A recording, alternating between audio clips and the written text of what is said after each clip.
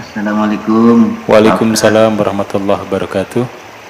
Dari Jakarta, Pak Afkar. Dari Jakarta. Ya. Silakan, Iya. Mas Ikhwani Fakih. Dia mau bertanya nih Bu ya, Mangga. terkait makna di dalam ayat Al-Quran. Kan tadi kebetulan Bu ya ngebahas terkait Allah itu ya mungkin pengaruhnya dengan kalau berada di sini berarti kita merasa diawasi terus, dekat dengan Allah.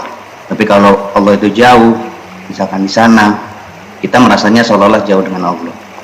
Cuman ada beberapa pertanyaan sering saya diskusi dengan teman atau apa itu, ya ada beberapa ayat yang mengatakan summastawa 'alal 'arsy. Kemudian ada Ar-Rahman 'alal 'arsy istawa. Itu kan katanya bukti bahwa Allah itu ada di 'arsy. Ya Buya sering berkali-kali menyampaikan bahwa bukan jarak Allah itu dekat atau tidak, tapi rasa.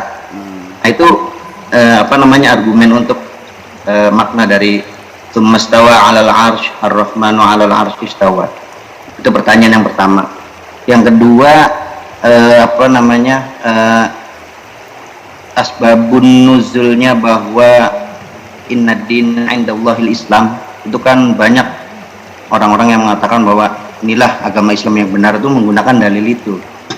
Nah itu argumentasinya seperti apa Bu ya untuk ayat inna dina indallahil Islam? Kalau yang saya pahami dari kajian yang sering saya ikuti mendengarkan ceramah Buya itu, Islam di sini kan artinya sesungguhnya agama yang diridhoi Allah adalah agama yang berserah diri. Ya. Nah, maksudnya kan itu. Nah itu bagaimana Buya? Terima kasih itu pertanyaannya. Baik. Pakar. Ya, terima kasih Mas Ikhwan Fakih dari Jakarta. Ya, yang pertama ini tentang Allah bertempat jauh, ya di arsy, kemudian ternyata berkontroversi dengan apa yang disampaikan Buya bahwa bukan jarak. Sebenarnya Allah dan kita adalah urusan rasa. Oke, sekarang mau terjemahkan dulu. Bismillahirrahmanirrahim. Tsummastawa ilas samai. Kemudian Tuhan merampungkan langit. Kemudian Tuhan merampungkan langit. Wahiyad dukhanun. Yang pada waktu itu langitnya masih berupa kabut helium, kabut kosmis, bukan kabut matahari kabut dapur ya, bukan embun ya. Wa qala laha walil ardi tiya tau'an au karha. Lalu Tuhan berkata kepada langit dan bumi, datanglah engkau menghadap kepadaku tau'an secara sukarela, au karha atau secara terpaksa. Qalata, langit dan bumi mengatakan, ataina ta'in, kami datang dengan sukarela. Adapun di ayat-ayat dana fatadalla, ya surat Al-Mi'raj itu, Al-Mi'raj itu Siti Aisyah menjelaskan, itu bukan Allah yang datang lalu uncang-uncang gitu tuh. Masa Allah uncang-uncang? Itu adalah malaikat Jibril, bukan Allah. Itu. Jadi kita nafikan dalam pikiran kita, jangan sampai Tuhan bertempat di tempat. Kalau ada di langit berarti nggak ada di bumi dong. Betul nggak? Pak Afkar sekarang ada di mana? Jarang pinggan. Pinggan. Di rumah ada nggak? Nggak ada. Allah tidak bertempat. Allah itu tidak terikat dengan dimensi waktu, dimensi tempat, dan dimensi apapun. Karena Allah itu berada di mana saja. Jadi ayat-ayat yang sifatnya menjelaskan adanya Tuhan bertempat itu ya saya kira perlu untuk ditinjau ulang tafsirannya ya. Jangan sampai kita akhirnya kalau Tuhan bertempat kan kita berarti bisa nyolong laku ya. Allah nggak tahu kok. Wallahu alimun bidzatis sudur. Allah itu maha mengetahui apa yang ada di dalam dada kita. Indonesia saja 270 juta orang. Dadanya Allah tahu semua. Dan manusia sekarang ada 8 miliar. Isi dadanya Allah tahu semua. Jadi Allah di mana adanya? Nah makanya sesungguhnya ya itulah persoalannya. Ketuhanan itu dalam agama Islam itu apakah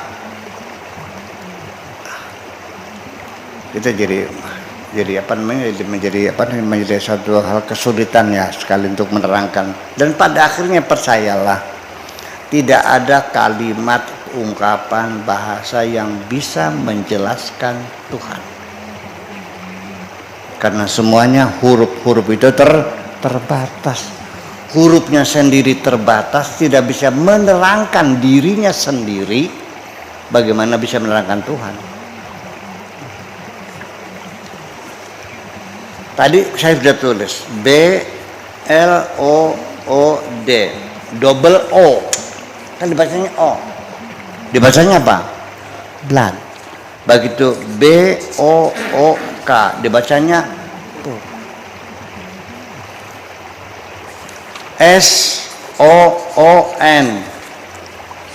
So, ini huruf apa ini? Kok ini baca blood? Ini book, ini sun. Dia tidak bisa menerangkan huruf O itu bunyinya apa. Bagaimana bisa menerangkan Tuhan? Ya kan seperti itu jadi akhirnya. Jadi artinya begini. Udah sekarang gini aja deh. Di ruangan ini radionya Haji Mustafa Sis FM ada nggak di ruang sini? Bisa datang nggak? Tolong ambil radionya dibuka. Ada kok. BBC London ada nggak? El Sinta ada nggak? Ini ruangan ini ada dengan gelombang-gelombang semacam itu. Gelombang saja tidak bisa dibatasi kok, dia bisa tembus panas semuanya itu. Lalu apakah Allah gelombang? Ya bukan juga.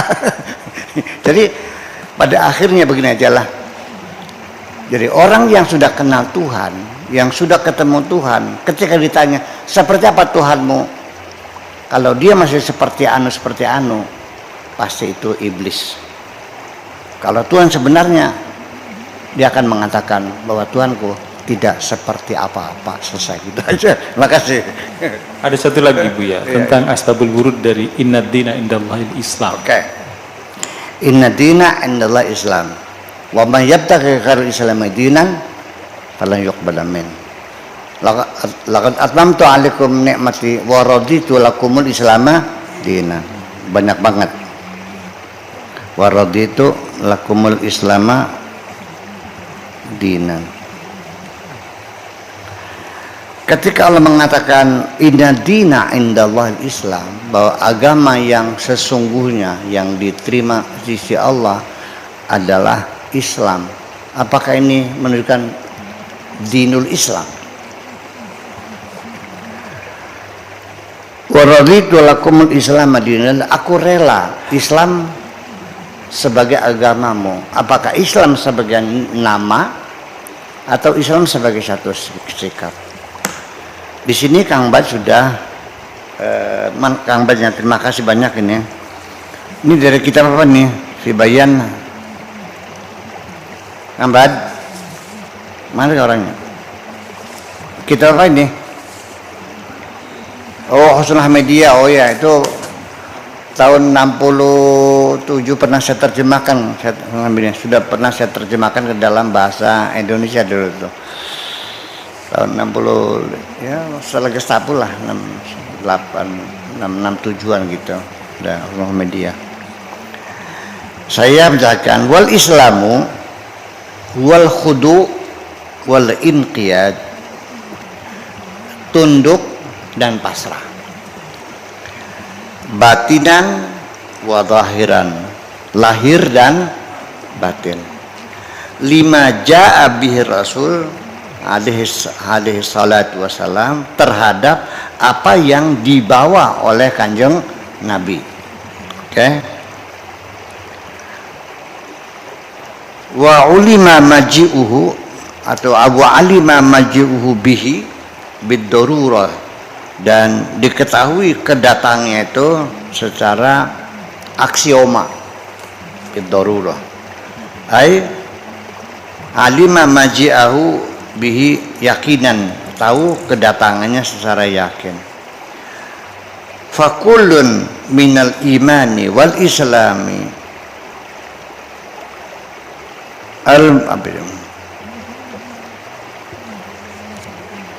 al-munjiyaini la yanfaku anil akhar. Tidak, iman dan Islam yang bisa menyelamatkan itu tidak bisa terpisah satu dengan yang lain. Fa kullu mu'min muslim wa kullu muslim mu'min. Ini kitab kan Usul Hamidiyah. Kesimpulannya setiap mukmin adalah muslim dan muslim pasti mukmin. Tapi di Al-Qur'annya mengatakannya begini. Mereka berkata, ya Muhammad, kami beriman. Qaulu amanna. Dibantah oleh Allah. Tolong sampaikan, jangan mengatakan kami beriman. Bal qulu aslamna. Katakan kami telah berislam. Mereka sudah sadar, bahwa sudah sholat, sudah ini. Tapi kenapa tidak boleh mengatakan beriman, berislam? Walamma yadkhulul imanu fi qulubihim. Berarti sahabat-sahabat Nabi itu dia baru menjadi muslim, belum menjadi mukmin. Berarti tidak setiap muslim adalah mukmin. Ini bantahan, ini kitab Usul Hamidiyah. Dan ini Al-Qur'an. Sedang ngintil ning ulama tangan dia ning Gusti Allah. Nun? Oke. Iya, Usul Hamidiyah ya. Ini orang Lebanon Usul Hamidiyah yang ngarangnya. Li'annal musaddiqa dzalika tasdiq li Rasul alaihi salatu wasallam. Karena orang yang percaya membenarkan kanjeng Nabi itu labudda an yakuna khadi'an lima ja'a bihi alaihi salam. Ya, tidak bisa tidak, dia harus tunduk terhadap apa yang dibawa oleh kanjeng Nabi. Wal khadi'u hadal khudu, orang yang tunduk seperti ini labudda an yakuna musaddiqan dzalika tasdiq, mesti harus juga membenarkan. Oke. Tsumma innan nutqa bisyahadati, kemudian dengan mengucapkan syahadatain bahwa asyhadu an la ilaha illallah wa asyhadu anna muhammadar rasulullah qad ja'ala syartan laziman li ijra'il ahkam ad-dunyawiyyah 'alal mu'minin.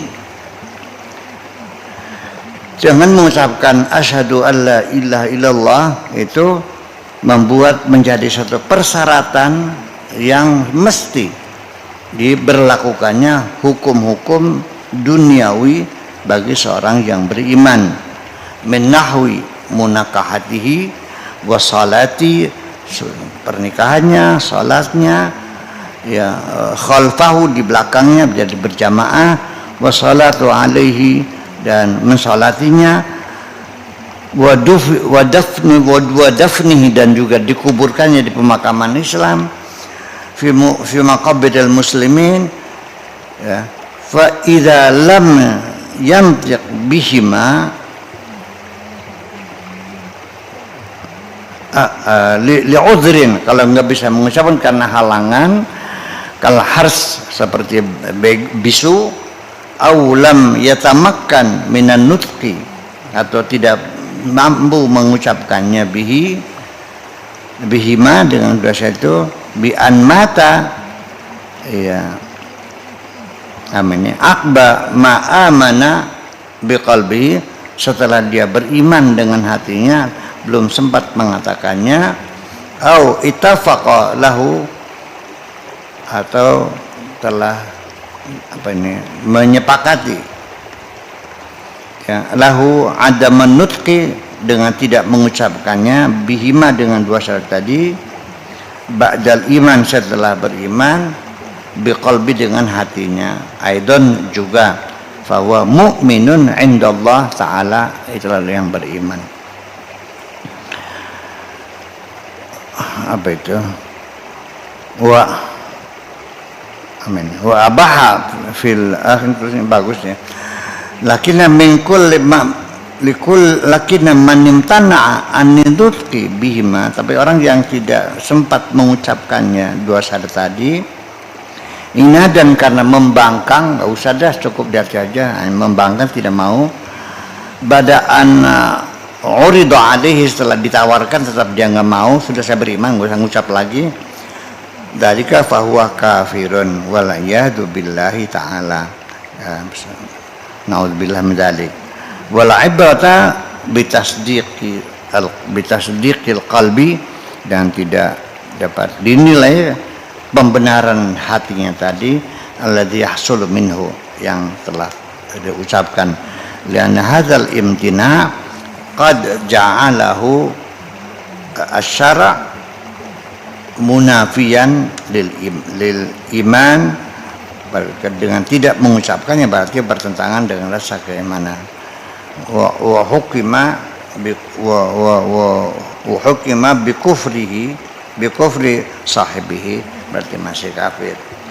Usulul Hamidiyah ini pernah saya terjemahkan ke tahun ke-7, alhamdulillah.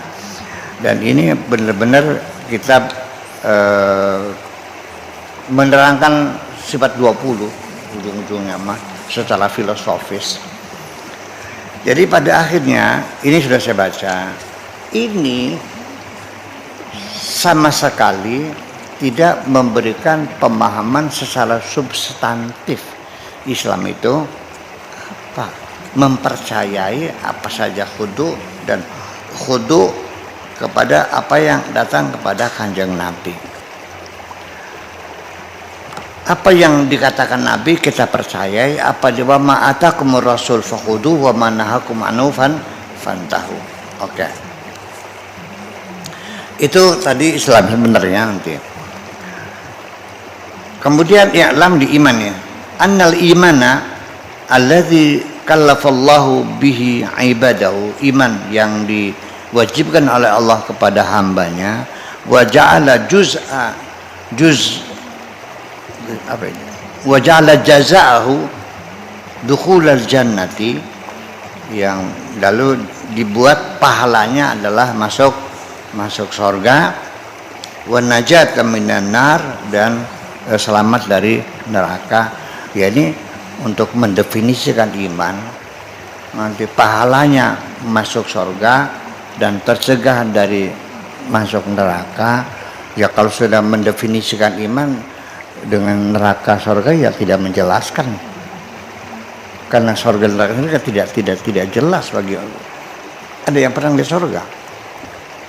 Ya, dan surga sendiri ini kan, oke, nanti kita tangan dulu. Bahwa tasdiqu sayyidina Muhammadin Rasulullah sallallahu alaihi wasallam adalah membenarkan Kanjeng Nabi, bersama Kanjeng Nabi sebagai Rasulullah, fima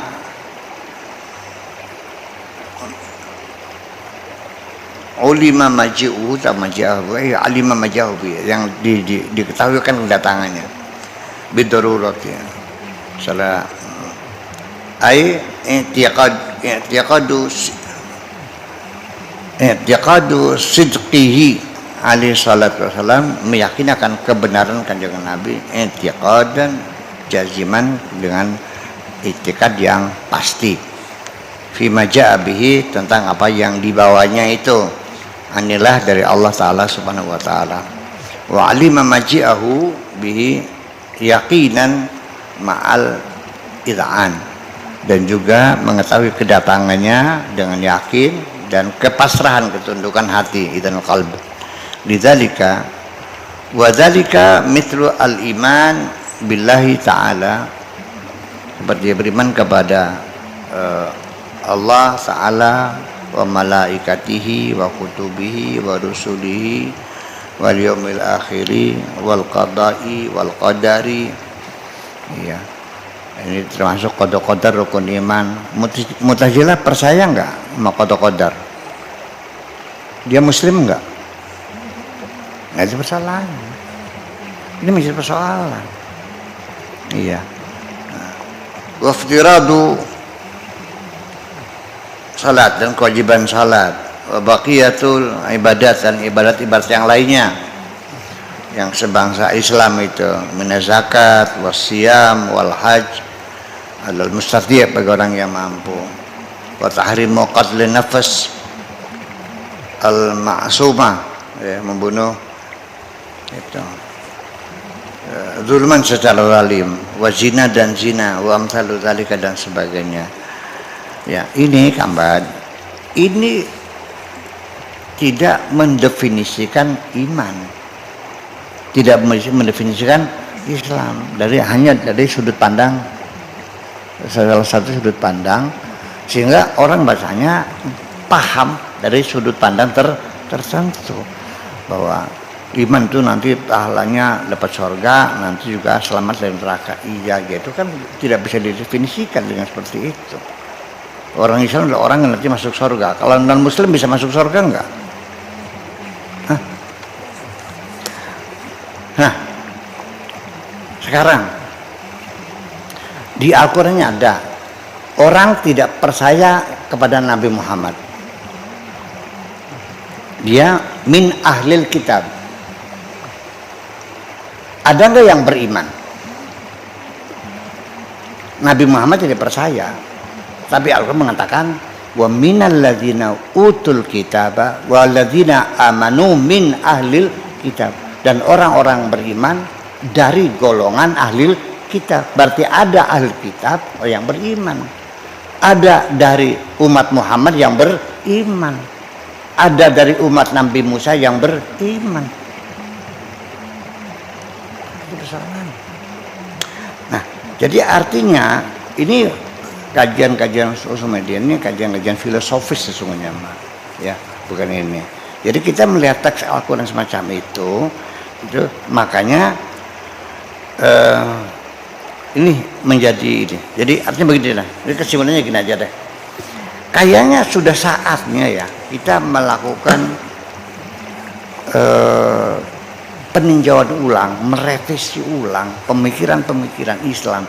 Sebab sekarang sejak Khalifah Ma'mun abad ke-5 Hijriyah itu setelah dibekukan oleh Mutawakkil Billah, sudah ijtihad, pintu ijtihad ditutup, sampai sekarang kita dalam keadaan beku. Ya, yang jadi masalah lagi bagi saya ini gara-gara karena Syekh pimpinan Ikhwanul Muslimin Al-Banna dalam kongres yang kedua di Kairo bahwa Islam itu solihun fi kulli zaman makan, bahwa syariat Islam itu relevan di segala tempat dan segala waktu. Betul? Yakin itu betul? Perbudakan masih relevan enggak? Nikah milkul yamin, beli budak, masih relevan enggak? Wala tukrihu fatayatikum 'alal bigha, jangan kau lacurkan budak-budak perempuanmu, dipakai sendiri memboleh, masih berlaku. Nyerbu negara non muslim tanpa deklarasi perang lagi, serbu-serbu orang pasir, masih bisa berlaku. Itu persoalannya. Suami ada KDRT, kekerasan dalam rumah tangga, undang-undang kekerasan rumah tangga, masuk penjara kalau kamu memukulin istri. Di dalam Al-Qurannya disuruh wadribuhunna, pukullah mereka. Mau apa sekarang? Masih relevan mukulin istri? Ini persoalannya.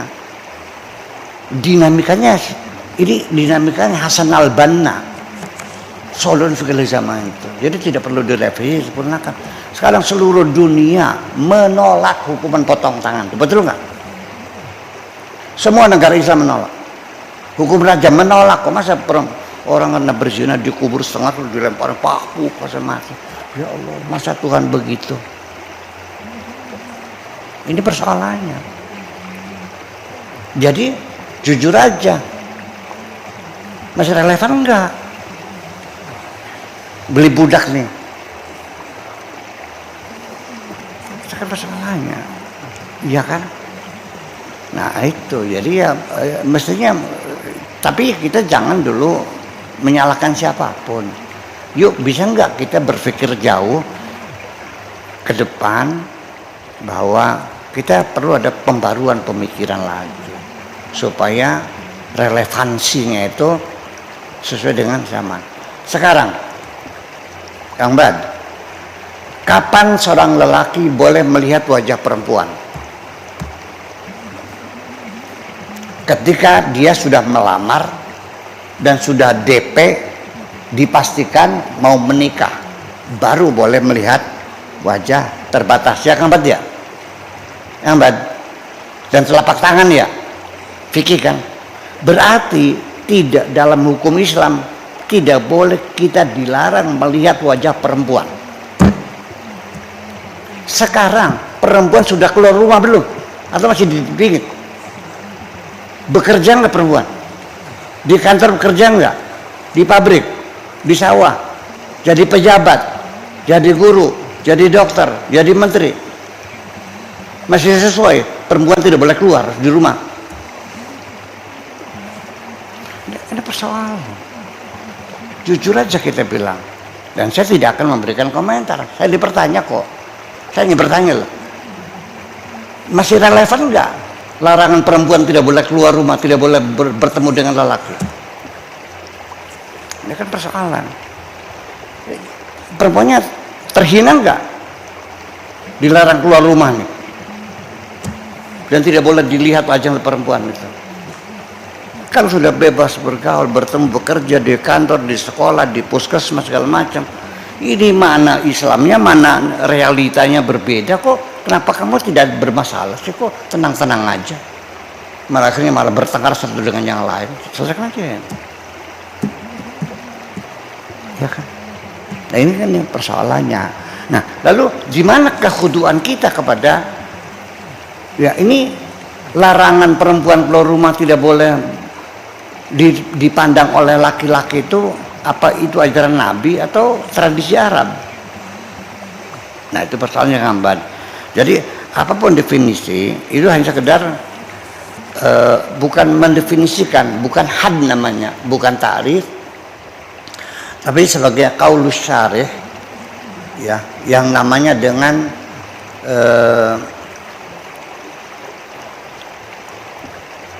definisi deskripsi, description, definition, descriptive definition, ya, bukan had, bukan ta'rif, tapi atau dengan bahasa logika ilmu manteknya namanya al-haddu birrasmi, dengan deskripsi diuraikan begitu.